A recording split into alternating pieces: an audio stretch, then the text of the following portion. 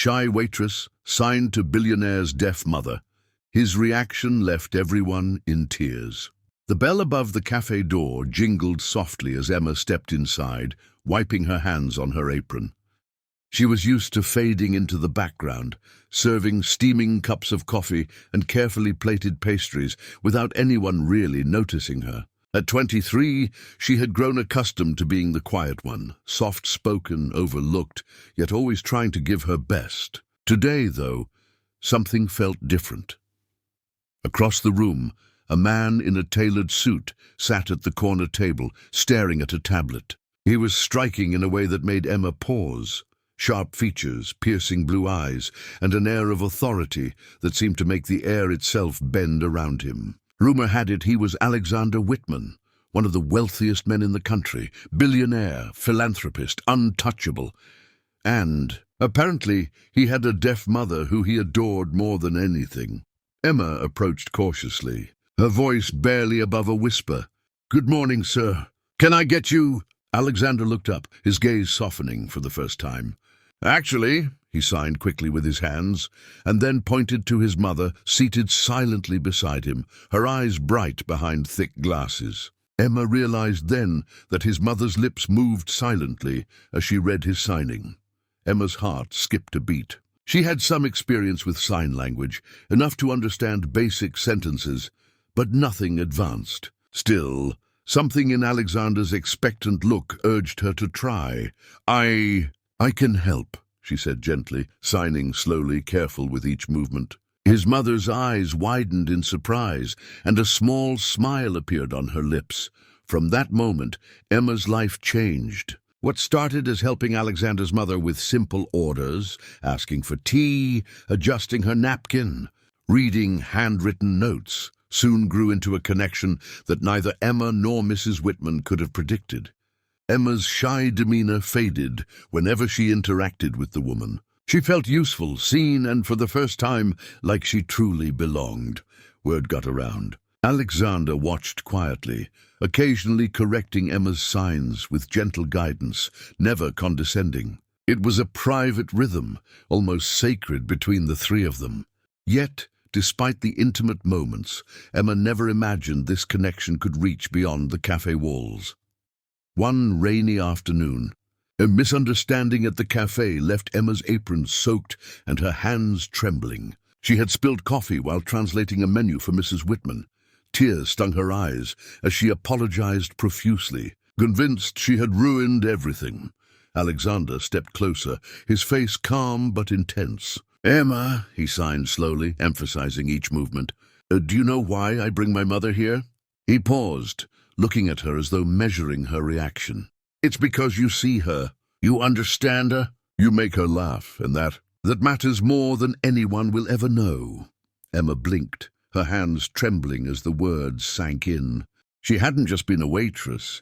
She had been a bridge, a source of comfort in a world that often ignored silence. Alexander's mother reached across the table, gently touching Emma's hand, signing, "Thank you." In that instant, the cafe seemed to vanish, leaving only the warmth of human connection. Other patrons watched quietly, some wiping away tears. No one spoke. No one needed to. The message was clear. Kindness, patience, and empathy have a language all their own. Weeks later, Emma received a letter embossed with the Whitman family seal. She opened it with trembling fingers. Inside was an offer to work full-time as Mrs. Whitman's personal aide, including training opportunities in advanced sign language and hospitality management. Alexander's note read simply, "Because the world needs more people like you." Emma's life transformed, but not just because of the job or the money. It was the affirmation of something she had always quietly believed, that small acts of understanding, patience and love could ripple outward, touching lives in ways no one could predict. And as Emma watched Alexander sign jokes to his mother across the cafe one sunny morning, she realized something profound. Sometimes the quietest voices have the most power, and sometimes the simplest acts of kindness can leave the world in tears and in awe. Days turned into weeks, and Emma settled into her new role with a mixture of awe and quiet determination. Each morning, she arrived at the Whitman residence with her notebook tucked under her arm, ready to assist, interpret, and bring laughter into Mrs. Whitman's life. The mansion was vast and elegant, but Emma never felt intimidated. Instead, she felt a purpose she had never known. Alexander observed her from a distance, not as a billionaire overseeing an employee, but as a son who had found someone who genuinely cared for his mother. He noticed the way she adjusted the pillows behind Mrs. Whitman's back just so, the subtle encouragement she gave when she taught her a new sign, and the infectious giggle that erupted when Mrs. Whitman tried a mischievous hand gesture in return. One evening, during a quiet dinner in the family's sunlit dining room, Mrs. Whitman signed something that made Emma pause. "Emma," she spelled slowly, "you don't know how much you've changed my world. Not just for me, but for my son too." Emma's eyes welled up, but before she could respond, Alexander spoke, his voice low but steady. "She's right," he said, placing a hand gently on Emma's shoulder. "You've reminded me what it means to truly care. Not as a businessman, not as a son, but as a human being. And I can't thank you enough. It was more than gratitude. It was a recognition of her courage, her patience, and her empathy, qualities that had always existed within her, quietly, waiting for someone to notice." Emma realized that in helping Mrs. Whitman, she had also opened a door within Alexander, a side of him that the world rarely saw: tenderness, vulnerability, and deep love. The story of Emma's kindness soon began to ripple beyond the mansion walls. Alexander quietly sponsored a small program at the local community center, teaching sign language and hosting events for families of deaf children. He credited Emma, but he always emphasized that it was her example, the patience, the humanity that inspired him. One chilly afternoon, as Emma and Mrs. Whitman sat in the sunroom, laughing over a simple board game, Alexander joined them with a letter in hand. "This came today," he said, smiling.